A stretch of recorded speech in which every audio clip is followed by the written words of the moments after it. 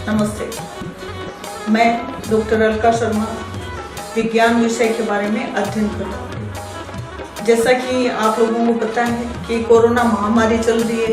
इस महामारी के चलते आप विद्यालय में नहीं आ सकते। हमारे ट्रस्टी के द्वारा एक विशेष कार्यक्रम का आयोजन किया जा रहा है। हम लोग पूरी आशा रखते हैं कि आप लोग इस चैनल से जुड़े रहिए। जब तक ये कोरोना महामारी चल रही है तब तक आप इस चैनल के माध्यम से पढ़ाए जाने वाले जितने भी टॉपिक है, जितने भी विषय हैं, उनको अधिक से अधिक जानकारियां लें, उनको अधिक से अधिक देखिए, उनके बारे में समझें, जिससे कि आपको ये नहीं लगे कि आप इस कोरोना महामारी के चलते घर पर बैठे हुए हो और आप अध्ययन नहीं कर पा रहे हो। ऐसा कुछ नहीं है। हमारे चैनल के द्वारा, हमारे ट्रस्ट महोदय के द्वारा ये कार्यक्रम शुरू करवाया जा रहा है, तो आप घर बैठे इससे लाभ प्राप्त कर सकते हो। आपको विज्ञान विषय में कुछ एक टॉपिक क्लियर करवाऊंगी। आज का जो विषय है वो है हमारा आनुवंशिकी। इस आनुवंशिकी में हम मेंडल के नियमों का अध्ययन करेंगे। अभी तक हमने तंत्रों का अध्ययन किया था, विभिन्न प्रकार के तंत्र बताए थे। आज हम आनुवंशिकी के बारे में अध्ययन करेंगे। माध्यमिक शिक्षा बोर्ड के द्वारा इसको 4 अंक दिए गए हैं। इस चैप्टर को जब हम करेंगे तो काफी मजा आने वाला है, क्योंकि ये काफी मनोरंजनात्मक है। ये चैप्टर ऐसा है जिसके अंदर कुछ प्रैक्टिकली वर्क है, जिसको हम एक सारणी बना करके करेंगे, तो काफी इंटरेस्टेड है, काफी रुचि आएगी आपकी। और ये जो आनुवंशिकी चैप्टर है, इस आनुवंशिकी चैप्टर में हम कुछ विशेष जो लक्षण है या कुछ कारक है या कुछ ऐसे अवयव है जिनके बारे में हमने सिर्फ सुना है, उनके बारे में हमें पता नहीं है कि होते क्या है वास्तविक रूप से, उनके बारे में पूरी जानकारी दी हुई है। आनुवंशिकी जो शब्द है या आनुवंशिकी जैसा कोई अध्याय है, इस अध्याय को हम देखते हैं कि ये विज्ञान का ही एक भाग है। विज्ञान में जैसे हम बायोलॉजी लेते हैं, बायोलॉजी है, केमिस्ट्री है, फिजिक्स है, जो भी है, तो बायोलॉजी का ही एक शाखा है, अर्थात ये एक संपूर्ण विज्ञान है। इस विज्ञान के अंदर जो जीन है या लक्षण है, उन लक्षणों का स्थानांतरण कैसा होता है या किस प्रकार से वो लक्षण एक पीढ़ी से दूसरी पीढ़ी में जाते हैं, जनक से संतति की ओर गमन करते हैं, परिवहित होते हैं, उन सब का अध्ययन इस विज्ञान की शाखा में किया जाता है। अर्थात आनुवंशिकी जो है उससे अभिप्राय है कि आनुवंशिकता व विभिन्नताओं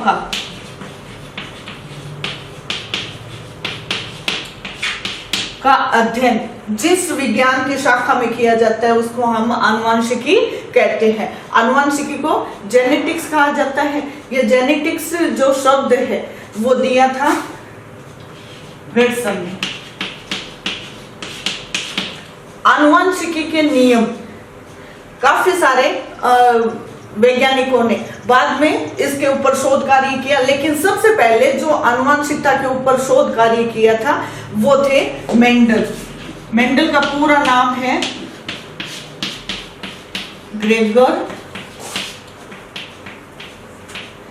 ग्रेगर जॉन मेंडल। ये ऑस्ट्रिया के रहने वाले थे। एक चर्च था रोम में, वहां पर ये अपना पादरी के पद पर स्थापित थे। पादरी का मतलब पुजारी थे, चर्च में पूजा और करते थे। ये जो मेंडल थे, मेंडल ने वहां पर देखा कि एक मटर का उद्यान है।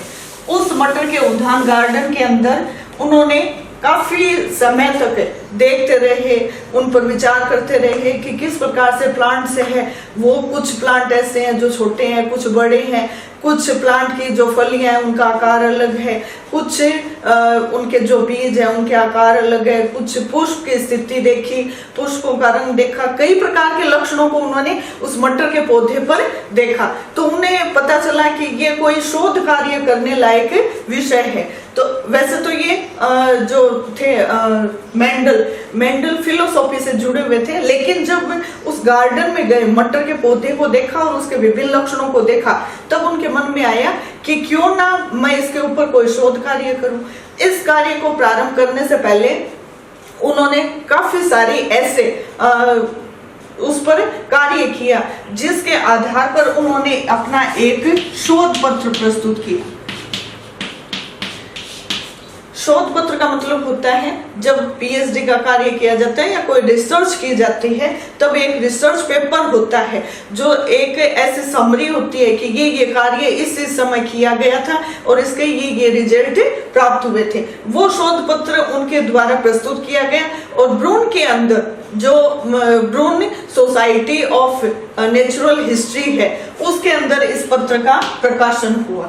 अर्थात उनको एक ऐसी डिग्री प्रदान की जा रही थी जो कि उन्होंने जो शोध किया था किसके ऊपर, मटर के पादप पर। और मटर का जो बॉटनिकल नेम है उसको हम लेते हैं पाइसम सेटाइवम।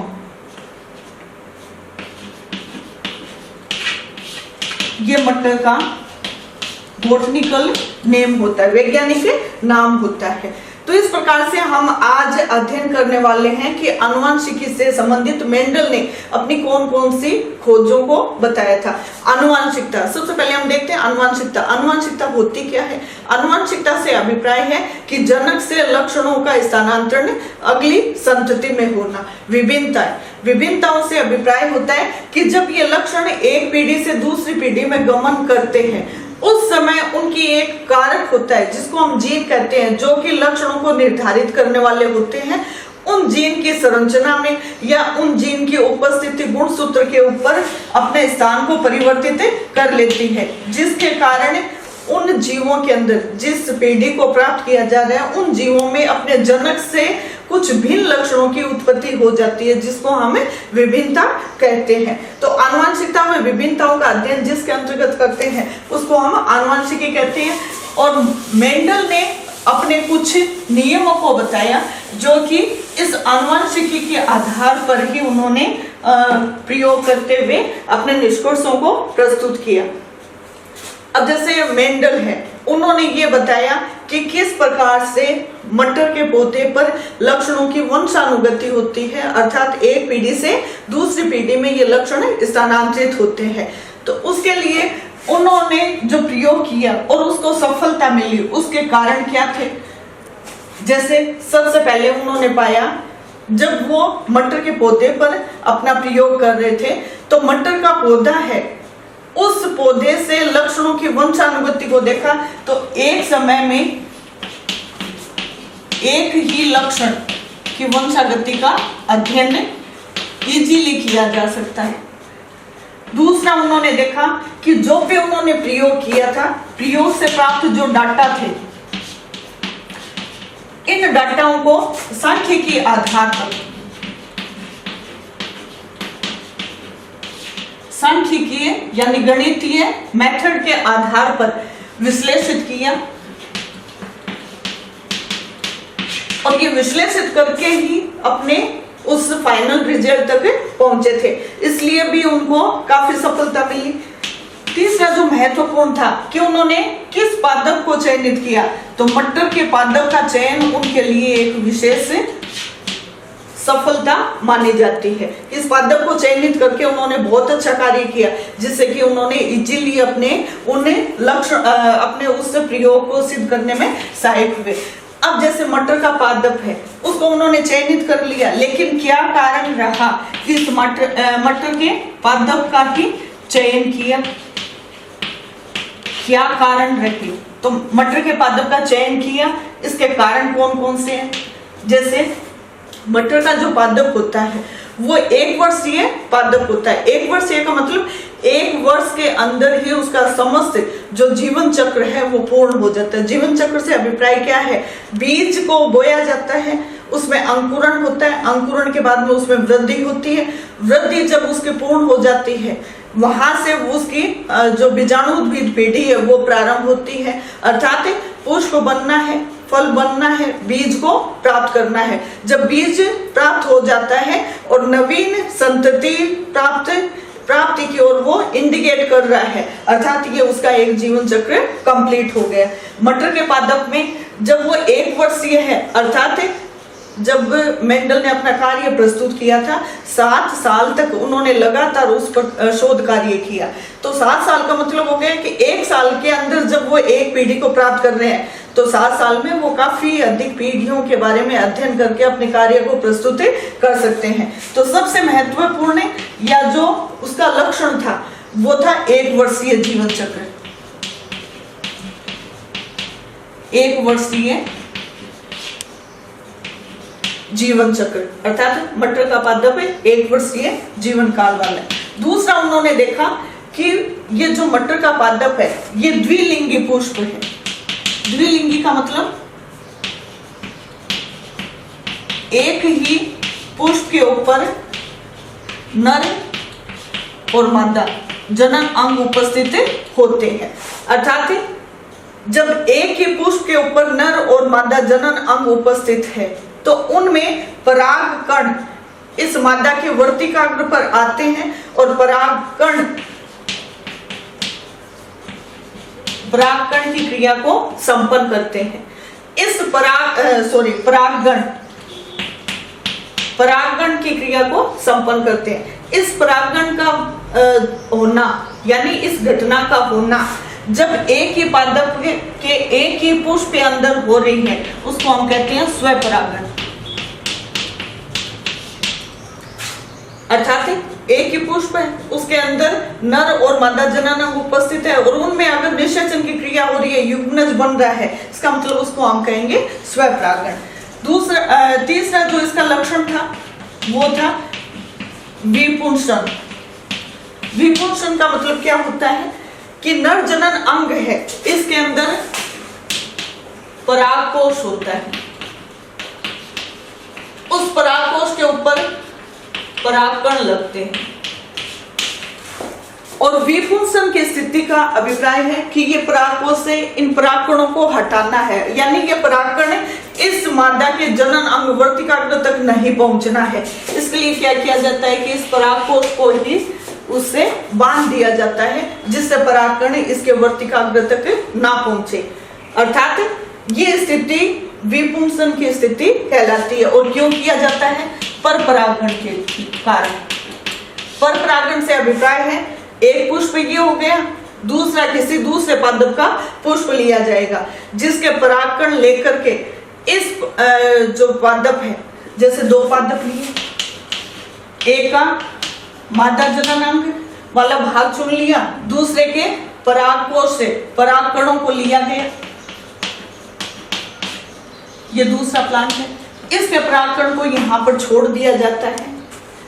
इस विधि को हम कहते हैं परपरागण। जब किसी मनुष्य के द्वारा किया जा रहा है तब उसको हम कहते हैं कृत्रिम प्रकार से। कृत्रिम प्रकार से पर परागण की क्रिया, अर्थात ये जो पर परागण है, पर परागण का मतलब क्या है? पर परागण कृत्रिम प्रकार से एक पुष्प से परागकणों को लेकर दूसरे पुष्प के वर्तिकाग्र तक छोड़ना किसी की मदद के द्वारा कृत्रिम परपरागण कहलाता है। तो कृत्रिम परपरागण के द्वारा ये क्रिया करवाई जा सकती है। चौथा जो इसका था महत्वपूर्ण कि ये जो मटर का पादप है इसमें काफी विप्रियासी से अभिप्राय क्या है? विपरीत। विपरीत का मतलब कि जैसे सपोज कीजिए मटर का पादप है, इस मटर के पादप की हाइट को देखते हैं, लंबाई को देखते हैं, तो कुछ पादप तो छोटे होते हैं, कुछ पादप लंबे होते हैं। अर्थात ये 2 लक्षण हो गए। लक्षण एक ही है लंबाई, लेकिन 2 प्रकार की अभिव्यक्ति की जा रही है। एक तो बोनेपन की स्थिति है यानी छोटा है और एक लंबा है, तो 2 प्रकार की स्थितियां उत्पन्न हो गई। ये स्थितियां जिनकी वजह से उत्पन्न हो रही है उनको हम कहते हैं जीन।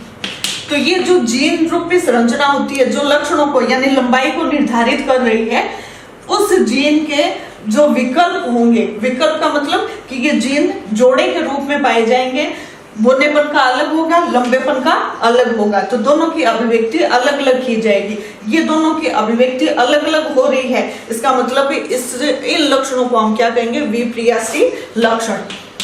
विप्रियासी लक्षणों के विकल्प। कौन है विकल्प? जीन। मेंडल ने जब ये प्रयोग किया था तब जीन शब्द नहीं था। जीन शब्द तो दिया था जॉनसन ने, लेकिन जो मेंडल था, मेंडल ने इस जीन को एक विकल्प कारक कहा। कारक को ही हम जीन के रूप में आज अध्ययन करते हैं, लेकिन उस समय तक पूरी जानकारियां नहीं थी, पूरे तरह के उपकरण उपलब्ध नहीं थे, जिनके अभाव में उन्होंने जीन को कारक के रूप में प्रस्तुत किया कि एक ही लक्षण को निर्धारित करने वाले दो प्रकार के कारक होते हैं, प्रभावी प्रकार का भी होता है, प्रभावी जो अब हम आगे लेने वाले हैं। तो इस प्रकार से मटर के पादप में ये लक्षण थे, जिनके आधार पर मेंडल ने इस मटर के पादप को अपना लक्ष्य माना, अपने प्रयोग में शामिल किया। तो ये विभिन्न प्रकार के लक्षण है जो कि आप लोगों ने ढंग से देख लिए होंगे, समझ लिए होंगे। अब आगे हम लेते हैं कि ये जो मटर का पादप है, जिसमें अभी हमने देखा विप्रियासी लक्षण है, जिनके बारे में क्या है या किस प्रकार से हम जानकारी प्राप्त कर सकते हैं कि ये विप्रियासी लक्षण है, उस आधार पर हम मटर के पादप को लेते हुए मटर के पादप में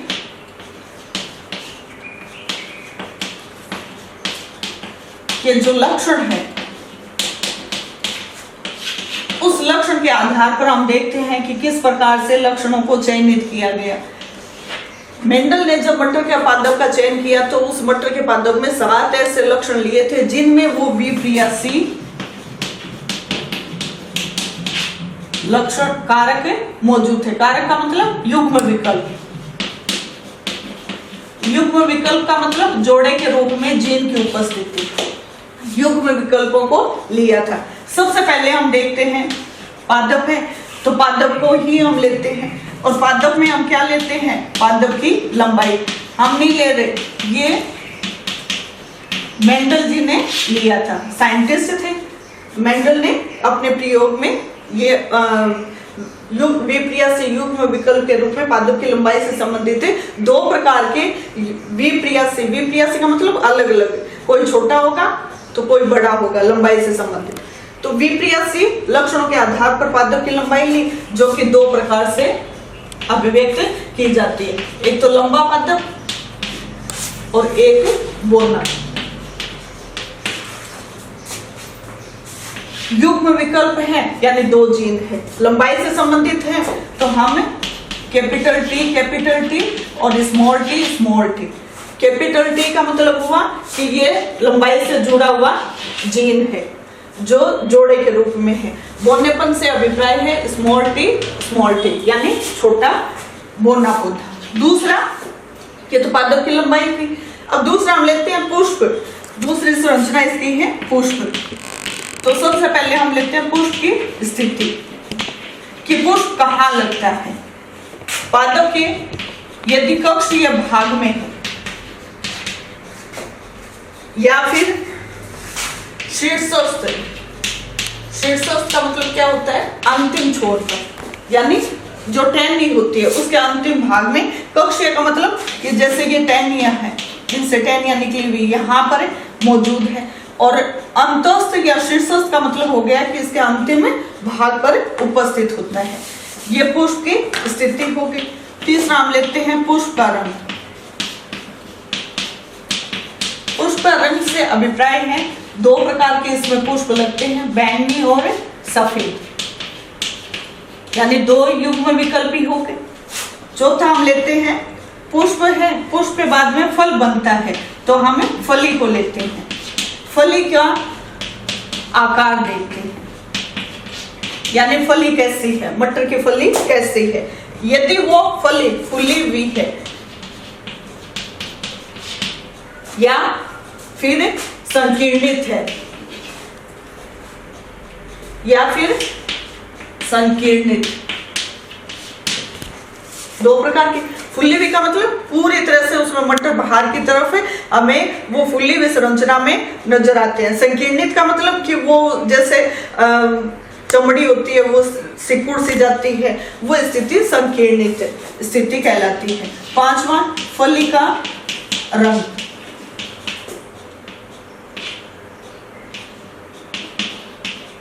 फली का रंग कि फली हरी है या फिर पीली है, पीली है या फिर हरी है। फिर छठा आता है फली, फली के बाद में बीज। तो बीज का आकार, बीज का आकार।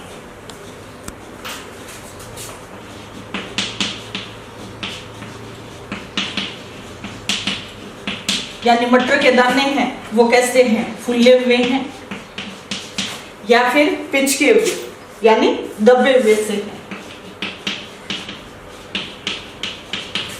दबे हुए को हम कहेंगे झुर्रीदार,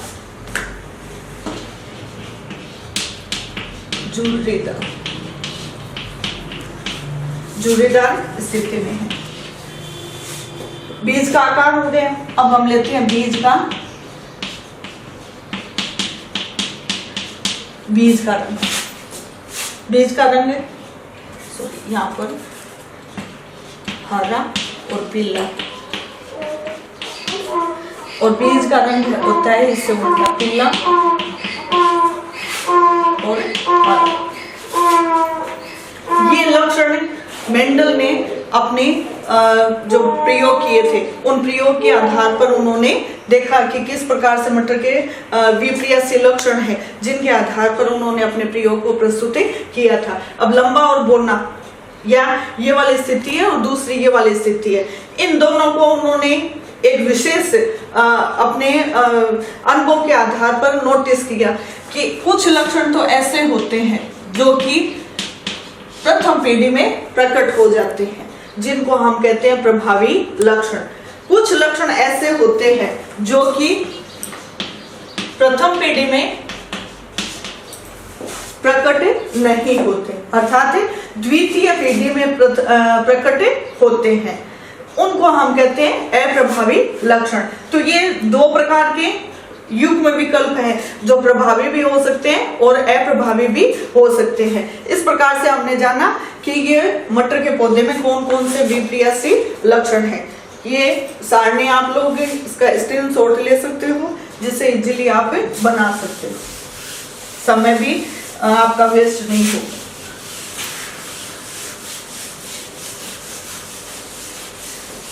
अब ये तो थे हमारे मटर के पादप के लक्षण जो प्रभावी और अप्रभावी रूप से हमने देखा। अब कुछ नियम है, उन नियमों को मेंडल ने दिया था। उन नियमों को समझने से पहले हम कुछ ऐसे शब्द हैं जो कि इस आनुवंशिकी से जुड़े हुए हैं, उन शब्दों को हम लेते हैं। जैसे अभी हमने लिया युग्म विकल्पी है, प्रभावी है, अप्रभावी है, ये होते क्या है, इनके बारे में अभी हम देखते हैं। सबसे पहले जीन, मेंडल ने इसको कारक कहा था। जीन से अभिप्राय है लक्षणों की अभिव्यक्ति करने वाला, लक्षणों को बताने वाला। एक पीढ़ी से दूसरी पीढ़ी में जब लक्षण जा रहे हैं तो उनको निर्धारित करने वाला जीन है, उनको लेकर जाने वाला गुणसूत्र होता है। तो ये जीन इसके द्वारा अभिव्यक्ति की जाती है, यानी लक्षणों की अभिव्यक्ति जीन के द्वारा होती है। फिर जीन से ले रहे हैं तो अभी हमने लिया था युग्म विकल्प।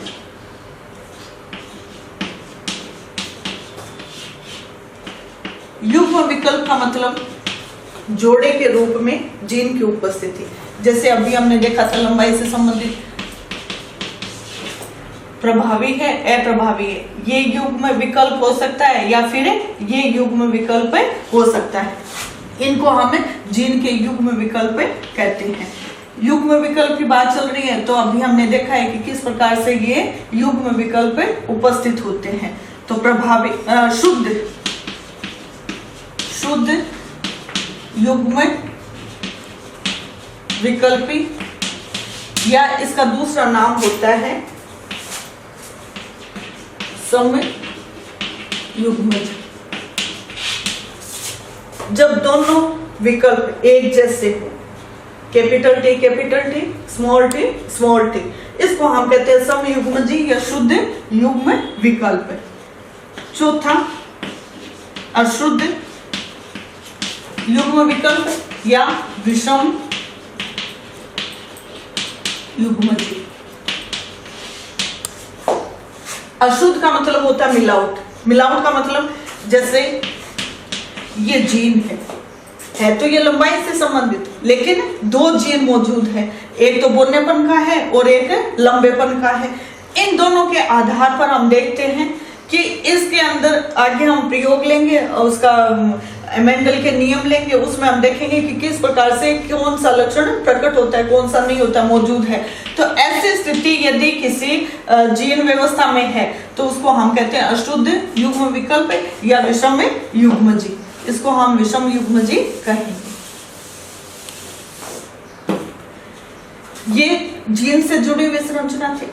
अब हम लेते हैं कि जो ये जीन है इस आधार पर कि पौधा लंबा है या बोना है, पौधे के पुष्प का रंग बैंगनी है कि सफेद है, ये स्थिति हम कैसे देख पाते हैं?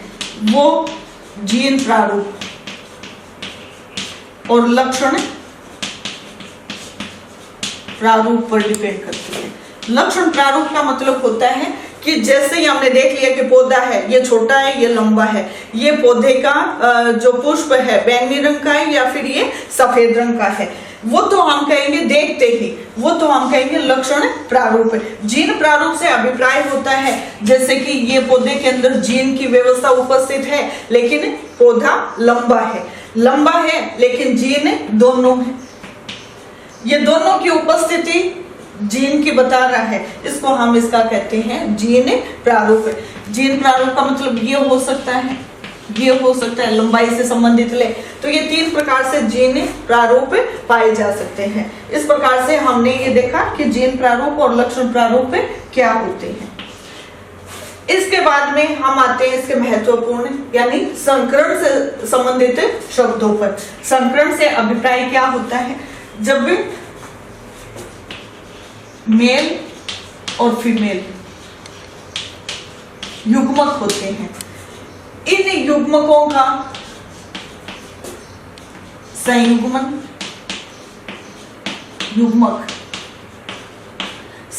होता है जिसको हम निषेचन कहते हैं, और निषेचन के बाद में अगली संतति प्राप्त होती है।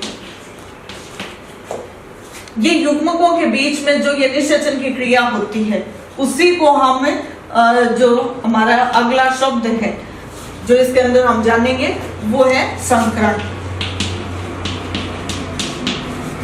यानी दो भिन्न युग्मकों के मध्य संयुग्मन की क्रिया निषेचन कहलाती है, इसको हम संकरण कहते हैं। इस संकरण से प्राप्त जो संतति होती है उसको हम संकर कहते हैं। संकरण हो गया, संकर हो गया। अब इन्हीं से जुड़े हुए हम शब्द लेंगे। एक संकर संकरण,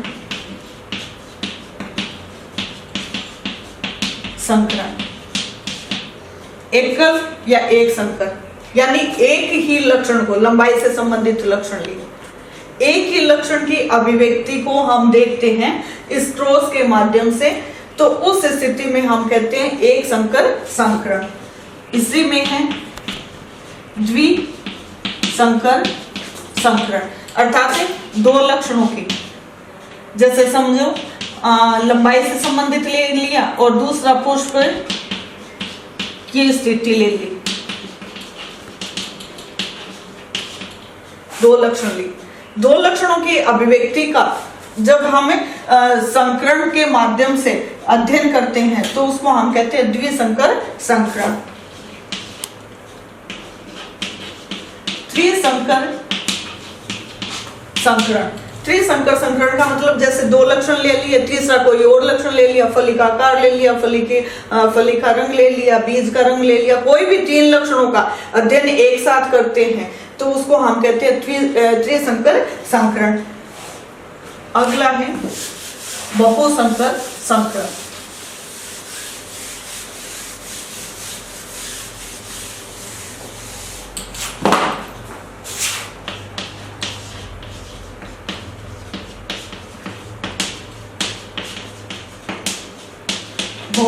संकरण का मतलब क्या है? बहुत सारे लक्षणों को एक साथ लेकर के संकरण की क्रिया को देखा जाना, उसको हम कहते हैं बहुसंकर संकरण। अब संकरण हो गए। संकरण के बाद में हम देखते हैं जो संकर प्राप्त होता है उसको हम कहते हैं पीढ़ी। तो इसमें दो प्रकार की स्थितियां आती है, F1 पीढ़ी।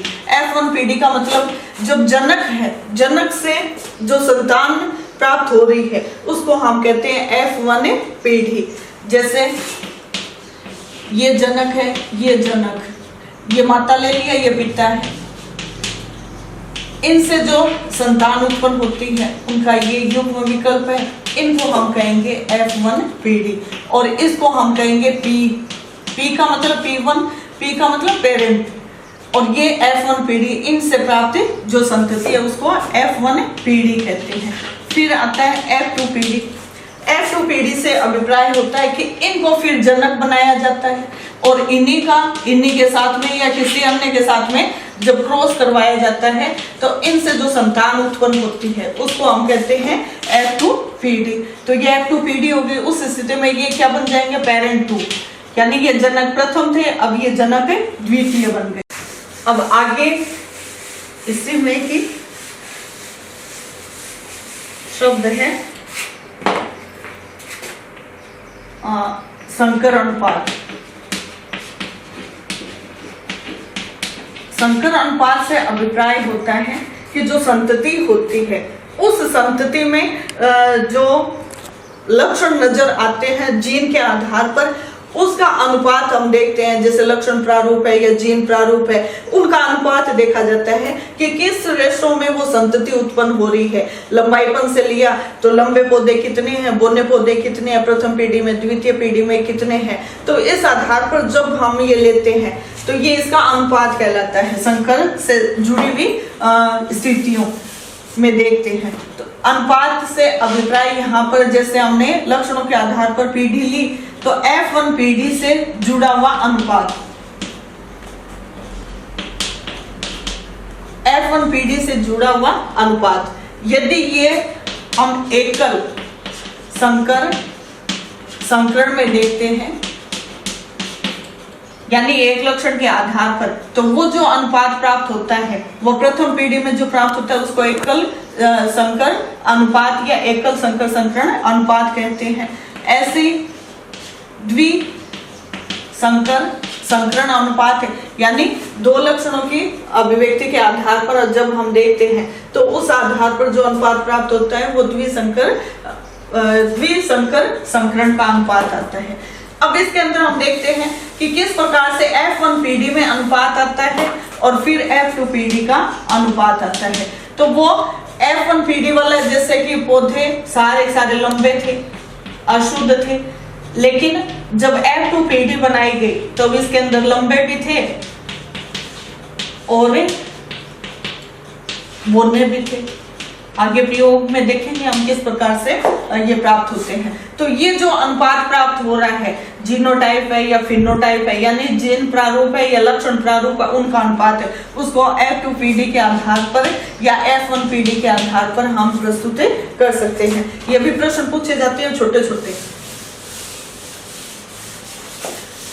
अभी हमने देखा कि संकरण की क्रिया हम करवा रहे हैं, तो संकरण की क्रिया में ही एक नवीन शब्द हमारे काम में लिया जाएगा, जैसे परीक्षण संकर।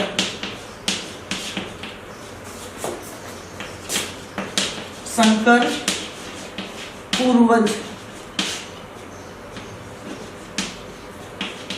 संकरण। परीक्षण संकरण और संकर पूर्वज संकरण दो अलग अलग शब्द हैं। ये जो परीक्षण संकरण होता है इसमें ये होता है कि जो हमने पेरेंट लिए हैं, जैसे ये है ये, इनसे संतति उत्पन्न हुई, सारे अशुद्ध लंबे पौधे बने। ये जितने भी पौधे प्राप्त हुए वो अशुद्ध लंबे थे। इसको यदि इनके जनक जो कि अप्रभावी लक्षण लिए हुए हैं वो यदि उनके साथ में क्रॉस करवाते हैं, यानी संतान ये है, इस संतान को अब हमें क्या बनाना है, P2 बनाना है, यानी पेरेंट बनाना है। इस पेरेंट का यानी संतति का इनके जनक जो अप्रभावी लक्षण लिए हुए उनके साथ में जब क्रॉस करवाया जाता है और उसका निष्कर्ष प्राप्त किया जाता है, उसको हम कहते हैं परीक्षण संकरण।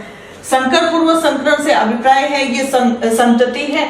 इस संतति से ये जब दोनों को किसी भी स्थिति में, दोनों में से किसी भी जनक के आधार जनक को इनके साथ में क्रॉस करवाया जाए तो उसको संकर पूर्व संकरण कहा जाता है। अभी हमने एक चीज छोड़ दी, प्रभावी और अप्रभावी लक्षण। प्रभावी लक्षण कौन सा है? जो कि प्रथम पीढ़ी में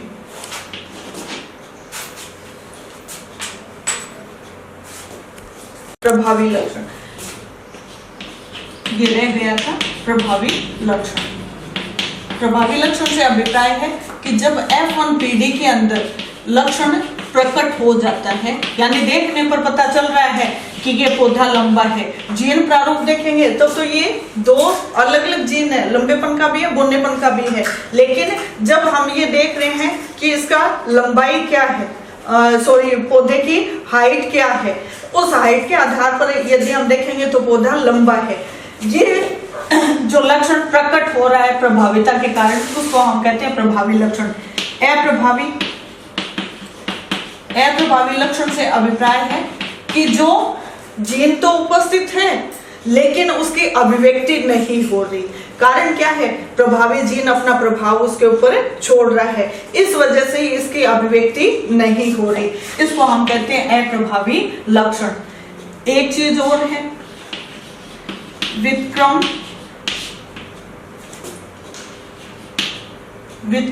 संकरण।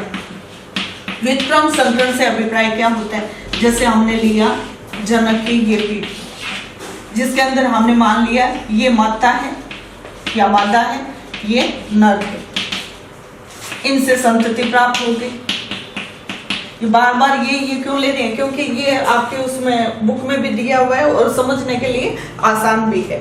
लंबाईपन से जुड़ा हुआ है। ये बोना पौधा है, ये नर वाला है, मादा पौधा है, इसको हमें कैपिटल टी यानी लंबाई वाला ले रहे हैं। लंबा पौधा और बोना पौधा, इन दोनों के बीच में क्रॉस करवाया तो लंबे पौधे की प्राप्ति हुई। ये लंबा पौधा है। इस लंबे पौधे को जब ये F1 पीढ़ी प्राप्त हो गई, अब ये F1 पीढ़ी प्राप्त होगी लेकिन हमें दूसरी पीढ़ी को प्राप्त करना है। इसके लिए इनको चेंज कर दिया कि ये तो हमने ले लिया मादा और इसको हमने कह दिया नर। यानी अब जो मादा है उसके अंदर ये वाला लक्षण प्रारूप जीन प्रारूप रहेगा, युग्म विकल्प है, और नर वाले में ये युग्म विकल्प रहेगा। इसको हम क्या कहते हैं? व्युत्क्रम संकरण कहते हैं। इस प्रकार से हमने देखा कि कुछ एक शब्द है। आगे जब हम ये प्रयोग ले रहे हैं, इन प्रयोग के अंदर हम देखेंगे कि किस प्रकार से ये शब्द काम में लिए जा रहे हैं। आगे बताने की आवश्यकता नहीं रहेगी। जैसा कि आप लोगों को अभी मैंने वो सारे शब्दावलियां बताई, इन शब्दावलियों को आप समझिएगा। आज के लिए इतना ही। कल हम आनुवंशिकता के नियमों का अध्ययन करेंगे जो कि मेंडल ने दिया है। आप लोगों का बहुत बहुत धन्यवाद।